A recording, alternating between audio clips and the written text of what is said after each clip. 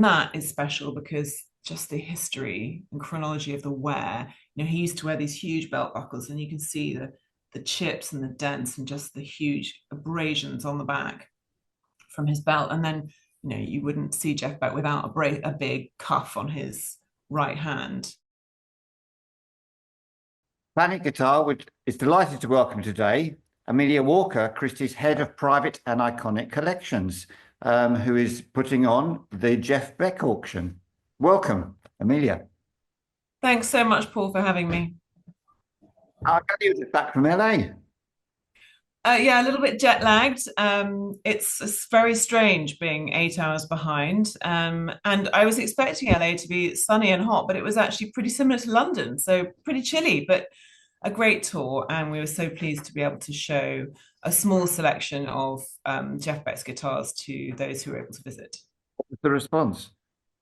Really overwhelmingly great. We had some lovely people come to see us and say hello and share their memories of seeing Jeff right back to Yardbirds time when he first toured America. So it was just so great to be able to talk to so many people about their memories of Jeff over his 60-year career. Oh, does one of those memories stand out for you?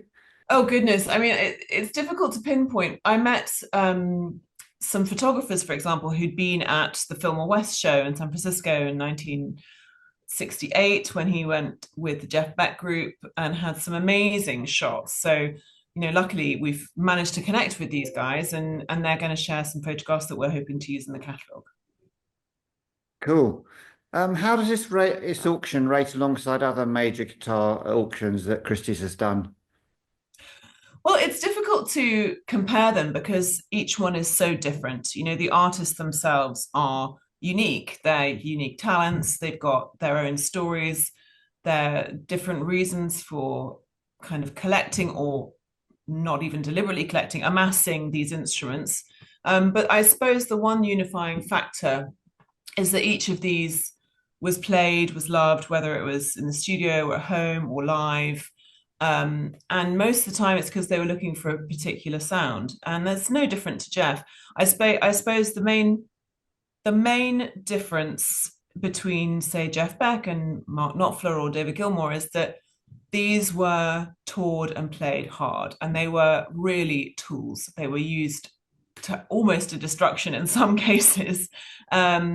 But they show the signs of wear that you would expect, and they were not kind of precious objects that he collected. They were literally his tools, and he had one in every room, pretty much. Sometimes five leaning up against a sofa. There was never a guitar far from his hands. The exhibition will take place at Christie's in London, 15th to 22nd, or the pre-exhibition, I should say. What can visitors Yeah. expect? Well, it'll be a great show. We'll be exhibiting around 90 guitars, 25 or so amps, and then a few pedals, pedal boards, and cases. And it will be a real experience for people to come and see, listen, watch footage, and just sort of be amongst these incredible pieces of history. Is there a typical buyer? No typical buyer. I mean, just like the music that Jeff released, he had fans in every walk of life. And what we hope is that these instruments will be played. And I think that's very much the hope of his family and estate.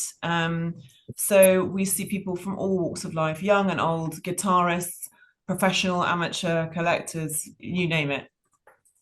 I believe the jewel in the crown is the 1954 Oxblood Les Paul. Can you tell us about that?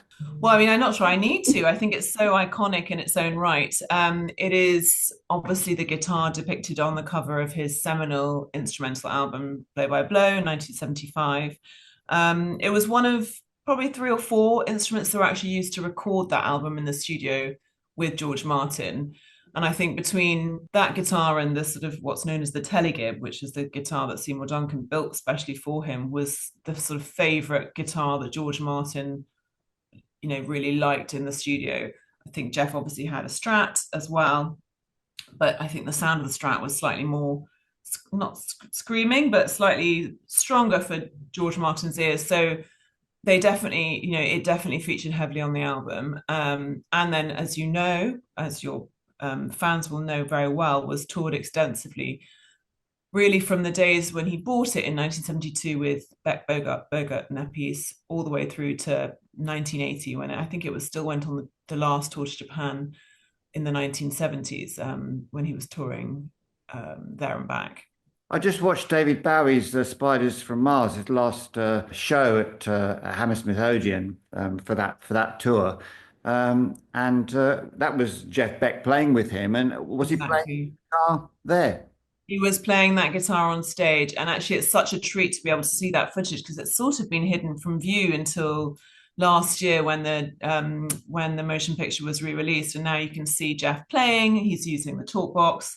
It's such great footage, and it's so amazing to have that 50 years later to be able to watch that. So yeah, I mean that guitar has performed at some iconic venues with amazing other artists like David Bowie. And then there's another Les Paul, 1958 Yardburst. Why is that well known? Well, actually, I think we think that it's the dating of that. We're sort of saying circa 1959. It's one of those funny things where, in the Gibson factory, they were likely taking pots from one box and putting them in a guitar that was slightly later. So we've adjusted our dating slightly, and we now think it's probably early 1959. The year for the Les Paul standard in sunburst finish. And that's iconic because it was a guitar that Jeff bought whilst he was in the Yardbirds in 1966. So he starts off, as I'm sure you know, with a Telly, and then he gets an Esquire that belonged to John Mouse of the Walker Brothers. And then in 1966, I think in about March, he bought this Les Paul from Selmers and Charing Cross Road. I can't remember the exact amount, something like £175, or I can't remember. And it gets put to use almost straight away on the new album, Roger the Engineer.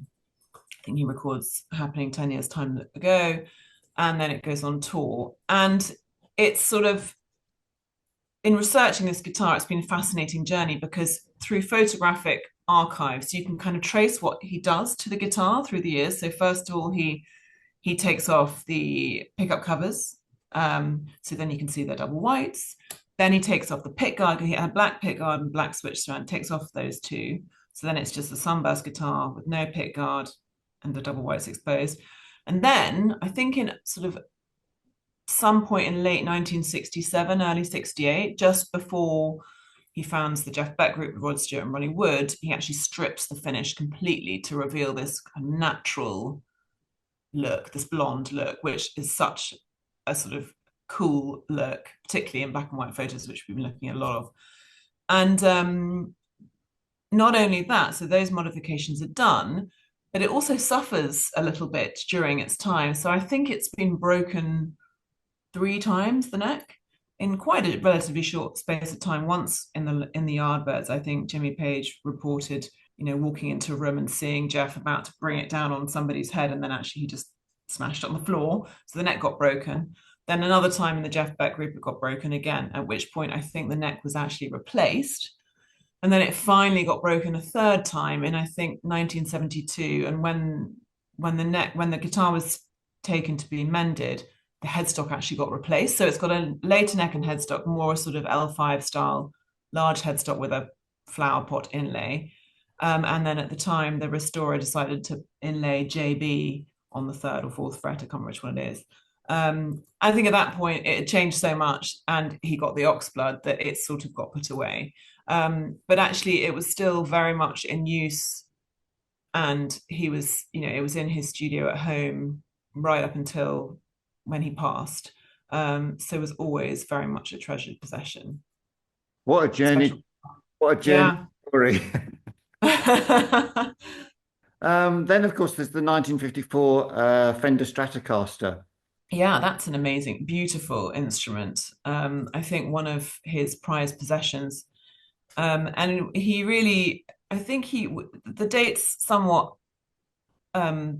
misty at the moment, but he did a session with the late Steve Marriott from Humble Pie in, we think, late 1976, 77. And the session obviously descended into a fun night. And Stevie Marriott gave him the guitar. And by Jeff's own account, he went back, he left it there because he wasn't sure if he meant it. And a couple of days later, went back and checked, and it was still there. And he took the guitar with him, and it's been his ever since. And actually, when he got it, it had an old telly neck on it, which Jeff took off and put on a neck that he already had, this beautiful maple neck from another 50s guitar he had. We think the neck's probably somewhere between 54 and 58, but it's really difficult to know for sure. But it's exceptionally well used with beautiful scalloping between the frets. And it was actually a neck that he'd used on an earlier Strat he'd had since the late 60s, and almost certainly used to record Beckola with the first Jeff Beck group, and then his records with the second Jeff Beck group as well. It was on a very distinctive Stratocaster, which had its completely stripped off, and it had a broken pick guard, so it almost looked like a very easy to recognize pick guard horn, which didn't have the last corner. And then for some reason in 1975, that neck comes off that guitar, and then when he gets the Sunburst 54, puts it on there, and it's just like a match that's perfect.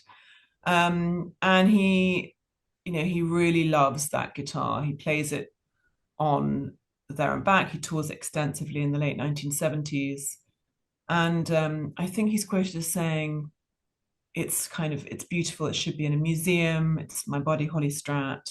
It weighs a ton, but when you play it properly, it sings to you.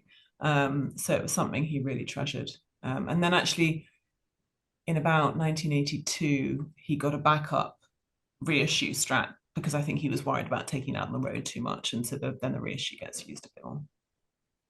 I believe the starting price for that one is 50,000, which seems quite reasonable in the scale. Yeah, no, it is. I think because of the fact that it's composite, and we know that the neck and the body didn't start life together, even though they're of the same era as each other, that's it. Yeah, it's quite reasonable, but it's mainly for that reason. And the pickups, I would add, are not the original pickups. They are, I think, Seymour Duncan's, dated to the mid-80s. Are there any other curiosities on sale that you'd like to emphasize? Oh my goodness, plenty. I mean, there's a real array of the later custom shop Strats that he played really for the last 25 years of his career. There's a wide range of different dates, and mainly two makers: the co-founder of the custom shop, and master builder J.W. Black. And then from the sort of late 90s onwards, pretty much all his guitars were made by Todd Krause of the custom shop. Both of whom have been incredibly helpful in all of our research. So we're so grateful to their, brilliant record keeping and help. And initially he was very much a fan of the surf green Strat. So we have a green one in the auction. Then, of course, from the late 90s onwards, it's all about the white. It's white Strats, white Strats, white Strats. And there are, several in the tail, including his main white Strat, which is a really special guitar because pretty much the principal instrument he used almost exclusively for about 16 years. So, and that is special because just the history and chronology of the wear. He used to wear these huge belt buckles, and you can see the chips and the dents and just the huge abrasions on the back from his belt. And then, you wouldn't see Jeff Beck without a big cuff on his right hand. And you can see again the wear and abrasions on the upper base bout of that. So it's just that you can just track so much history through what they look like now. And that guitar particularly has got a really distinctive headstock. It had a sort of almost like a lighter splodge and a very dark headstock, very dark rosewood board, which makes it easily identifiable. And he's played that guitar all the major kind of modern recordings you can think of, like the Ronnie Scott's residency in 2007, his second Rock and Roll Hall of Fame induction in 2009, Grammy Museum gig, all sorts. So that's a pretty special guitar. And I'm not a guitarist, but it's been played by several, and they've said it's a really special guitar. Is there any guitar that or piece of gear that someone who doesn't earn very much money might aspire to?